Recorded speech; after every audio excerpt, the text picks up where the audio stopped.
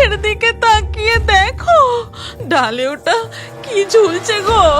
ওরে বাবা রে, তুমি তাড়াতাড়ি ওই বাক্স তুলে নিয়ে চলো এখান থেকে। বৌমা, ও বৌমা, বৌমা। উফ, বাবা রে বাবা, যাচ্ছি যাচ্ছি। ঘুম চোখ খুললো তো শুরু হলো, এবার সারা দিন চেঁচাতে থাকবে। বৌমা, ও বৌমা। এরপর অতসী চায়ের কাপ হাতে তার শাশুড়ির ঘরে ঢোকে। এই নিন চা, ধরুন। উফ, বৌমা বৌমা করে আমার কানের মাথা খেয়ে নিলেন একেবারে। অমন করে বলবে না বলে দিচ্ছি, তাহলে মরার আগে আমার গয়নার বাক্স দিয়ে যাব না কিন্তু। কবে মরবে কবে দেবে তার ঠিক নেই, গয়নার বাক্সর কথা শুনিয়ে শুনিয়ে কান একেবারে পচিয়ে দিল। ঠিক আছে, তাহলে বলবো না কোথায় আছে সেই গয়নার বাক্স। অতসী আর কোনো কথা না বলে ঘর থেকে বেরিয়ে নিজের বাকি কাজ করতে চলে যায়। শাশুড়ি তখন উঠানে এসে বসে। এরপর ধীরে ধীরে বেলা গড়িয়ে দুপুরে যখন অতসীর স্বামী হেমন্ত দাওয়ায় ভাত খেতে বসে, ও বৌমা ভাত দাও, বৌমা, ও বৌমা ভাত দাও। এ কি, মাকে এখনো ভাত দাওনি? কি যে করো, এত বেলা হয়ে গেল। এই তো দিচ্ছি, সারা দিন তো শুধু ফরমাস চলে, বৌমা এটা দাও, বৌমা ওটা দাও, এটা করো ওটা করো। উফ, আমার মাথা একেবারে খারাপ হয়ে যায়, শান্তিতে যদি কোনো কাজ করতে দেয়। এরপর অতসী ভাতের থালা সাজিয়ে নিয়ে শাশুড়িকে ওই খাটিয়ার উপরেই খেতে দেয়। দাঁড়াও, আগে দেখে নি কি কি রেঁধেছো। এই কথা বলে অতসীর শাশুড়ি থালায় সাজানো খাবারগুলো ভালো করে দেখে নিয়ে মুখে তোলে। ইস, ছ্যা, এ কি স্বাদ হয়েছে, এটা রান্না হয়েছে ম্যাগো। এত অযত্ন করলে কিন্তু আমার গয়নার বাক্স দেব না। হ্যাঁ, সারাদিন খেটে আমি রান্না করব, আর উনি সেটা পেট ভরে খেয়ে তারপর আবার নিন্দে করবেন, আর ওই এক কথা, গয়নার বাক্স আর গয়নার বাক্স। আহ মা, কেন অমন করে বলছো বলো তো? ভালোই তো স্বাদ হয়েছে। এরপর হেমন্তের খাওয়া হয়ে গেলে সে আবার নিজের কাজে চলে যায়। এদিকে অতসীও ঘরের কাজে লেগে পড়ে। এইভাবেই মান অভিমান ভালোবাসার মধ্য দিয়ে তাদের দিন কেটে যায়। সেদিন সন্ধেবেলা বৌমা, ও বৌমা। অতসী রাগে গজগজ করতে করতে শাশুড়ির ঘরে ঢুকে বলে, আবার কি হলো? এই তো চা, মুড়ি, তেলে ভাজা সব দিয়ে গেলাম। না, জিজ্ঞেস করছিলাম রাতে কি রাঁধছো। বলছিলাম রাতে বেশি কিছু না, একটু ভাত, ডাল, পোস্ত, মাছের মাথা দিয়ে চচ্চড়ি আর একটু কচি পাঁঠার ঝোল রেঁধো। হ্যাঁ, শরীরটা তেমন জোর পাই না, হয়তো কালই মরে যাব। আবার মাছের মাথা কেন মা? আপনি তো আমার মাথাটা খাচ্ছেন। সারা দিন খালি খাই খাই আর খাই খাই, আর রোজই এক কথা, কালই মরে যাব। ওই, আবার অমন করছো তো? গয়নার বাক্সর কথা ভুলে যাচ্ছ নাকি? তা গয়নার বাক্সটা কোথায় রেখেছেন সেটা অন্তত বলুন। খেপেছ? আমি বলি আর অমনি তোমরা খুঁড়ে সেটা নিয়ে নাও আর কি। ওটি হচ্ছে না, আমি মরার আগে ঠিক বলে দিয়ে যাব। অতসী আর কোনো কথা না বলে তেলে বেগুনে জ্বলতে জ্বলতে শাশুড়ির ঘর থেকে বেরিয়ে যায়। আর এই রকম খুনসুটি নিত্যদিন বৌমা ও শাশুড়ির মধ্যে লেগেই থাকতো। পরের দিন সকালবেলা অতসী স্নান সেরে উঠানে কাপড় শুকোতে দেবার সময়, কি ব্যাপার, আজ এখনো শাশুড়ি মায়ের ঘুম ভাঙেনি? কোনো ডাকাডাকি নেই, চিৎকার নেই, বাড়িটা কেমন শান্ত শান্ত লাগছে। যাই, আমি গিয়ে দেখি একবার। এই ভেবে অতসী শাশুড়ির ঘরে ঢুকে দেখে শাশুড়ি খাটের উপর চোখ উল্টে মরে পড়ে আছে। আর তাই দেখে ছুটে ঘর থেকে বেরিয়ে সোজা বরের কাছে চলে যায়। ওগো, কি সর্বনাশ হয়েছে একবার দেখবে চলো। আমাদের মা গয়নার বাক্স কোথায় আছে সেটা না জানিয়েই মনে হয়। কি বলছো অতসী? তাড়াতাড়ি চলো ঘরে। এই কথা বলে হেমন্ত আর অতসী তাড়াতাড়ি করে তাদের মায়ের ঘরে যায়। আর সেখানে গিয়ে মা, মা গো, এ কি হলো তোমার? কথা বলো মা, কথা বলো। দূর বাবা, এখন মা মা করে কাঁদতে বসলো। আগে দেখো না গয়নার বাক্সটা কোথায় আছে। এই কথা শুনে হেমন্ত আর অতসী গোটা ঘর খুঁজতে শুরু করে। তখন শাশুড়ির আত্মা খোঁজ খোঁজ, ভালো করে খোঁজ, কিন্তু কিছুতেই তোরা ওই গয়নার বাক্স খুঁজে পাবি না। এই কথা বলেই শাশুড়ির আত্মা এসে অতসীকে এক ধাক্কা মারে। এ কি, তুমি আমাকে শুধু শুধু এমন করে ধাক্কা মারলে কেন? আমি আবার তোমায় কখন ধাক্কা মারলাম? নাও, এবার গয়নার বাক্স খোঁজায় রাখো, এদিকে সমস্ত কিছু ব্যবস্থা করতে হবে তো। দাঁড়াও না, আর একটু ভালো করে ঘরটা খুঁজে দেখি। এদিকে আমি মরে পড়ে রইলাম, আর ওদিকে গয়নার বাক্স খোঁজা হচ্ছে। দাঁড়া, দেখাচ্ছি মজা। অতসী যখন গয়নার বাক্স খুঁজতে ব্যস্ত, পিছন থেকে শাশুড়ির আত্মা গিয়ে তার পিঠে সজোরে এক কিল কষায়। ওরে বাবা রে, তুমি শুধু শুধু এত জোরে কিল মারলে কেন? আমি তো শুধু গয়নার বাক্সটা খুঁজছি, নিয়ে তো আর পালাইনি। উফ বাবা গো। আমি আবার কখন তোমাকে কিল মারলাম? গয়নার বাক্স বাক্স করে তোমার মাথাটা পুরো গেছে দেখছি। এরপর হেমন্ত ঘর থেকে চলে যায়। তারপর সমস্ত রকম ব্যবস্থা করে মায়ের মৃতদেহ নিয়ে শ্মশানের উদ্দেশ্যে রওনা দেয়। বলো হরি হরি বল, বলো হরি হরি বল, বলো হরি হরি বল। এখন পুরো বাড়ি খালি, কেউ কোথাও নেই। আমি বরং আর একবার গোটা বাড়িটা ভালো করে খুঁজে দেখি গয়নার বাক্সটা কোথায় আছে। অতসী গোটা বাড়ি তন্ন তন্ন করে খুঁজে ফেলে, কিন্তু গয়নার বাক্স কোথাও খুঁজে পায় না। তারপর উঠানে দাঁড়িয়ে গোটা বাড়িটা তন্ন তন্ন করে খুঁজে ফেললাম, কিন্তু কোথাও খুঁজে পেলাম না। এখন শুধুমাত্র ওই গোয়াল ঘরটাই বাকি আছে। যাই, ওই দিকটা একবার দেখি। এরপর সে গোয়াল ঘরের দিকে চলে যায়, আর সেখানে পৌঁছে গোয়াল ঘরটা ভালো করে খুঁজে দেখতে থাকে। ওরে, আমি এখনো চিতেই উঠলাম না, আর তোর গয়নার বাক্সের জন্য তর্স হয়েছে না। এই কথা বলেই শাশুড়ির আত্মা তাদের বাড়ির কমলি গাইয়ের শরীরের মধ্যে ঢুকে যায়। তারপরেই গরুটা তার শিং দিয়ে ওরে বাবা রে, মরে গেলাম রে, আমার কোমরটা একেবারে গেল। মনে হচ্ছে এবার আর গয়না নয়, প্লাস্টার বেঁধেই আমায় পড়ে থাকতে হবে। ওরে বাবা গো। এর কিছুক্ষণ পর হেমন্ত তার মায়ের শেষকৃত্য সম্পন্ন করে বাড়ি ফিরে আসে। তারপর কেটে যায় বেশ কিছুদিন, এবং অবশেষে হেমন্তর মায়ের শ্রাদ্ধের দিন ভোর রাতে, বলছি শুনছো, ওঠো না একবার। কি হয়েছে গো? এমন রাত থাকতে উঠে পড়েছো কেন? জানো, আমার না একটা কথা মনে পড়েছে। মা একদিন কথায় কথায় বলছিল যে গয়নার বাক্স মাটি খুঁড়ে বের করতে হবে। আবার গয়নার বাক্স? সারা রাত না ঘুমিয়ে তুমি গয়নার বাক্সের কথা ভাবছো? তুমি একেবারে পাগল হয়ে যাবে দেখছি। দূর বাবা, শোনো না আমার কথা। মা না সুস্থ থাকতে প্রতিদিন বাগানের পিছন দিকের ওই পোড়ো মন্দিরে যেত। ওই জায়গাটা একবার খুঁজে দেখলে হয় না? যেমন বলা তেমন কাজ। অতসী হেমন্তর হাত ধরে টানতে টানতে সেইখানে নিয়ে যায়। তারপর অতসী ও হেমন্ত সেই পোড়ো মন্দিরের কাছে পৌঁছতেই, দেখেছ কেমন কুটনি বউ? আমার এখনো শ্রাদ্ধ শান্তি হলো না, আত্মার মুক্তি ঘটলো না, এদিকে গয়নার বাক্স করে গেল। তারপর অতসী ও হেমন্ত সেই পোড়ো মন্দিরের আশপাশটা ভালো করে খুঁজে দেখতে শুরু করে। আচ্ছা দেখো, চারপাশটা কত আগাছা আর ঘাসে ভরা, কিন্তু এই নিম গাছের তলাটায় একটাও ঘাস নেই কেন বলো তো? হ্যাঁ গো, তাই তো দেখছি। তাহলে আর দেরি করছো কেন?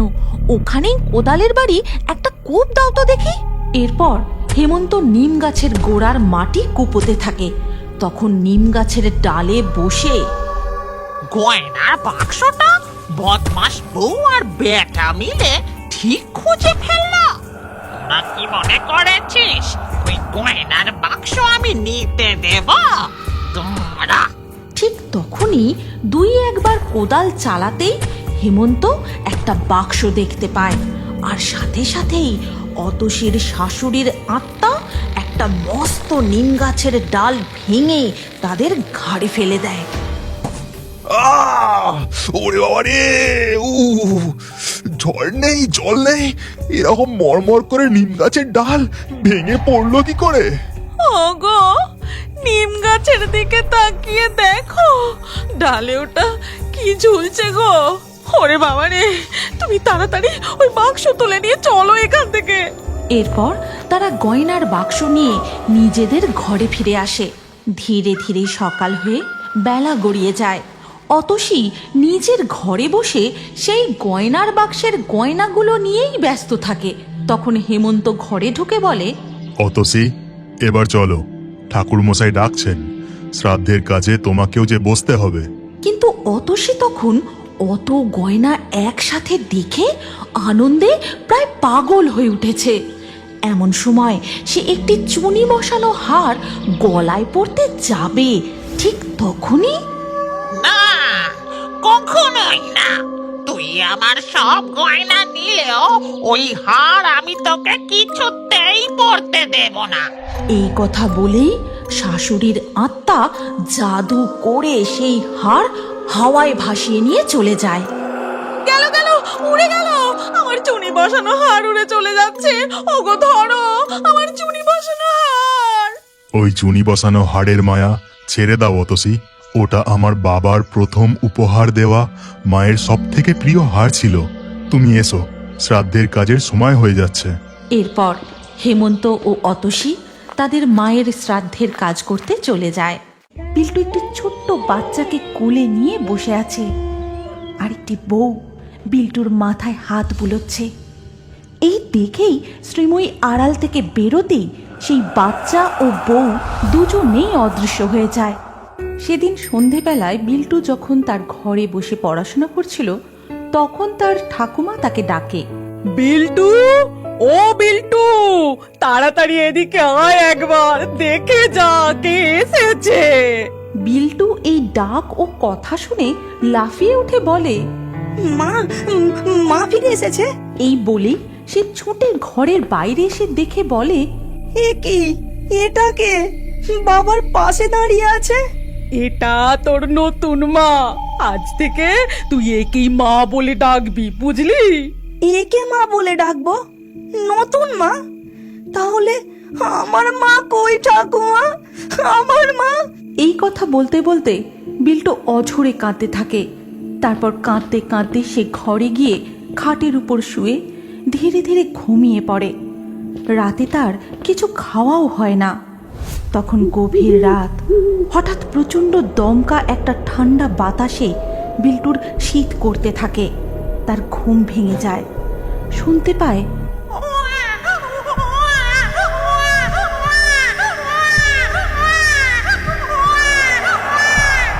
বনু, এটা তো আমার বনু কাঁদছে।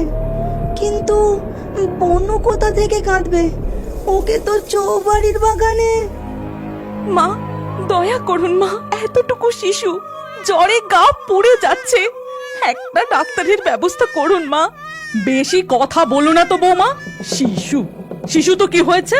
ও হলো মেয়ে সন্তান, মানে কই মাছের জান। কিচ্ছু হবে না, ওই মন্ত্র পড়া জল এনে দিয়েছি, ওটা খাইয়ে দাও। মা, বিল্টুর বাবাকে অন্তত একটা খবর পাঠানোর ব্যবস্থা করুন। দেখো, আমার ছেলে রোজগারের জন্য দেশের বাইরে গেছে, বেড়াতে যায়নি যে খবর দিলেই ছুটে আসবে। মেয়েকে বরং দুধ খাইয়ে ঘুম পাড়িয়ে দাও। আর সেই রাতেই বিল্টুর বোন একেবারেই ঘুমিয়ে পড়ল, চিরকালের জন্য। আর পরের দিন সকালে, ওগো, এ কি সর্বনাশ হলো গো আমাদের। এখন আমি কাঞ্চনকে কি জবাব দেব? না না, ওকে নিয়ে যেও না তোমরা, একটা ডাক্তার দেখালে ও ঠিক হয়ে যাবে। ওকে নিয়ে যেও না তোমরা, নিয়ে যেও না। তারপর সবাই মিলে ছোট্ট শিশুটির দেহ নিয়ে চৌবাড়ির বাগানে শেষকৃত্য সম্পন্ন করে, অর্থাৎ শিশুটির সমাধি দেওয়া হয়। এই চৌবাড়ির বাগানেই শুধুমাত্র মৃত শিশুদের সমাধি দেওয়া হয়। আর এই সমস্ত কথা মনে পড়তেই বিল্টুর ঘোর কেটে যায়। তারপর ও মা, তুমি কোথায় গেলে? আমার যে খুব মনে পড়ছে তোমার কথা, বনুর কথা। ও মা, ফিরে এসো না মা। বিল্টুর কান্নার শব্দ শুনে তার বাবা কাঞ্চন বিল্টুর ঘরে আসে। কিরে বিল্টু, মাঝরাতে এমন করে কাঁদছিস কেন? ভয় পেয়েছিস বুঝি? বাবা, বনু যে কাঁদছে আমি শুনলাম। কি আজে বাজে কথা বলছিস বিল্টু? তোর বনুর কি হয়েছে তুই জানিস না? সে কোথা থেকে আসবে? এবার চুপ করে শুয়ে পড়। বনুর কথা জানি বাবা, কিন্তু মা। কাঞ্চন বিল্টুর পরের কথাগুলো না শুনেই ঘর থেকে চলে যায় আর বিল্টু মা মা বলে ডাকতে থাকে। তখনই হঠাৎ আবার সেই ঠান্ডা বাতাস। তারপর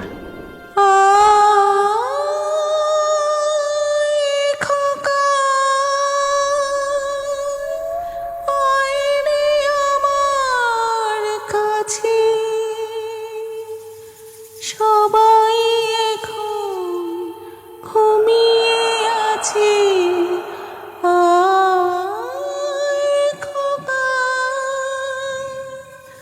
আমার কাছে।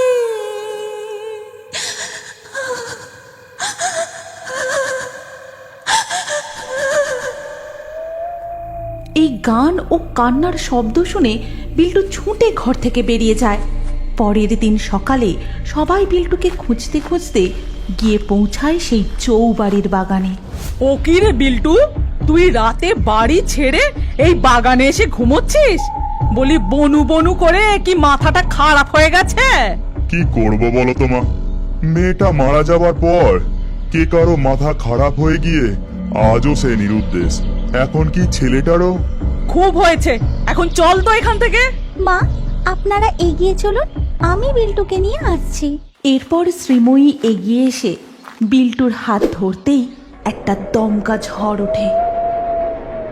তাড়াতাড়ি চলো বিল্টু, ঝড়ে গাছের ডাল ভেঙে পড়তে পারে। তারপর তারা তাড়াতাড়ি বাড়ি ফিরে আসে আর বাড়ি ঢুকতেই বলছি মা শ্রীময়ী, তোমার গয়নাগুলো সব আমাকে দিয়ে দাও। আমার গয়না আপনাকে দিয়ে দেব মানে?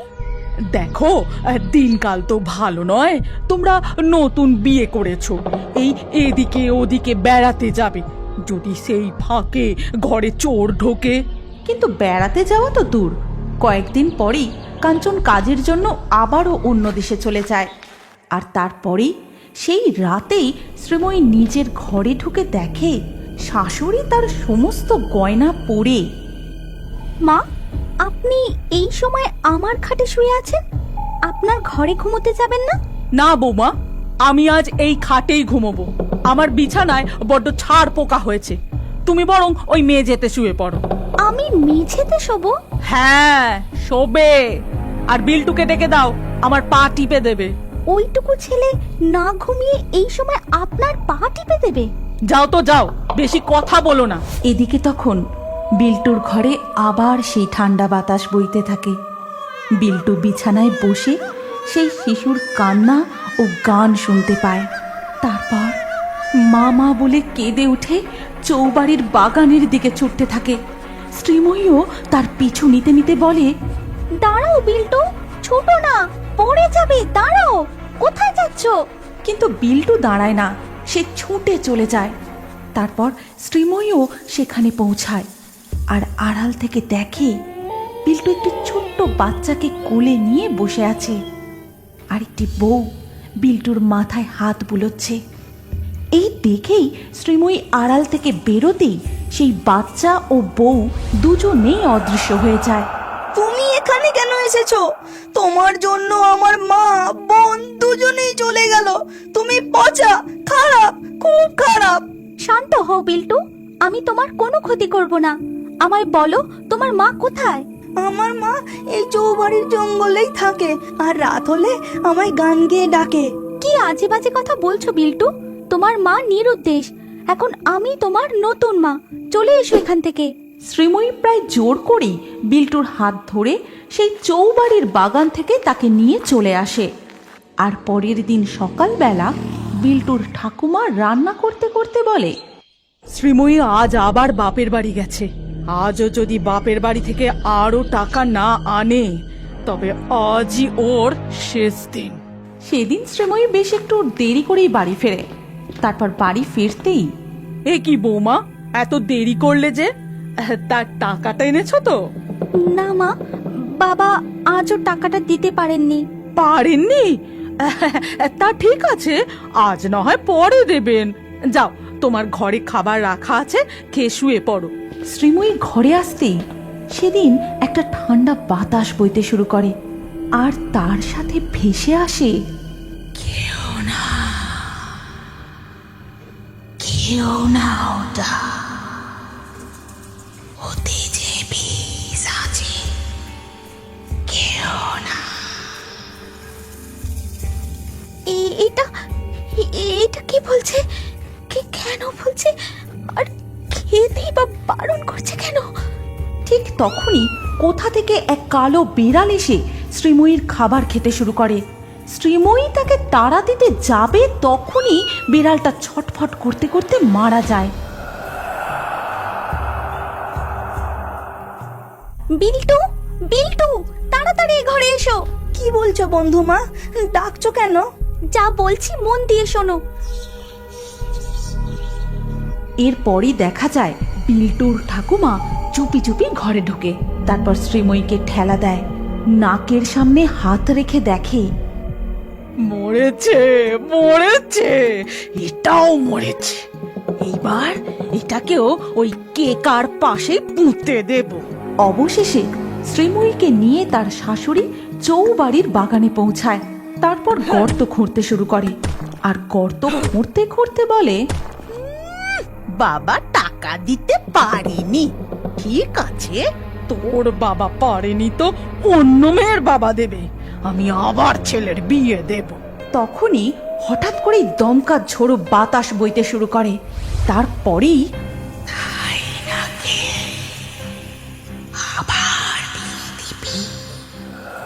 এই বলেই কেকা তাকে এক ধাক্কা দিয়ে তারই খোঁড়া গর্তে ফেলে দেয়। ওরে বাবা রে, কে ধাক্কা দিয়ে ফেলে দিল? তাড়াতাড়ি করে একে এখানে পুঁতে দিয়ে এখান থেকে পালাতে হবে। সেই মুহূর্তেই বিল্টু গ্রামের কিছু লোক ও দুজন পুলিশ অফিসারকে সাথে নিয়ে চৌবাড়ির বাগানে আসে। তাই নাকি কাঞ্চনের মা? বৌমাকে পুঁতে দিয়ে কোথায় পালাবে গো? কেন, শ্রী ঘরে? ওই যে ওনারা নিতে এসে গেছেন। হ্যাঁ, তুমি বেঁচে আছো, মরনি? তারপর পুলিশ বিল্টুর ঠাকুমাকে ধরে নিয়ে চলে যায়। এরপর থেকে বিল্টু তার বন্ধু মায়ের সাথে খুব ভালোভাবে আনন্দের সাথে দিন কাটাতে থাকে। তুমি কি এখনো বড় হয়ে কার্টুন দেখতে ভালোবাসো? তাহলে তোমার নাম ও বয়স কমেন্টে জানাও। আর আগের ভিডিও থেকে লাকি ড্রয়ে নির্বাচিত নামগুলি হলো সাঙ্গদ, পূজা, হৃদয়, আরাধ্যা, রফি, বিশ্বজিৎ, সরওয়ার, সায়নী, আবির, অম্বিকা, রোকসানা, নির্ভীক, তনুজা, বর্ষ, জাইদুল। যে সকল দর্শক আমাদের চ্যানেল সাবস্ক্রাইব করে তারপরে কমেন্টে নাম লিখেছেন, আমাদের পরবর্তী ভিডিওতে তাদের নাম বাছাই করা হবে। তাই ফেয়ারি টুনস ইউটিউব চ্যানেল অবশ্যই সাবস্ক্রাইব করবেন এবং স্ক্রিনের উপরে আসা আমাদের পরবর্তী গল্পটিও দেখুন। তাতেও আপনার নাম থাকতে পারে, না থাকলে আবারও আপনার নাম পরবর্তী ভিডিওতে লিখে দিন। কি ভাবছেন? তাড়াতাড়ি ক্লিক করে দেখুন।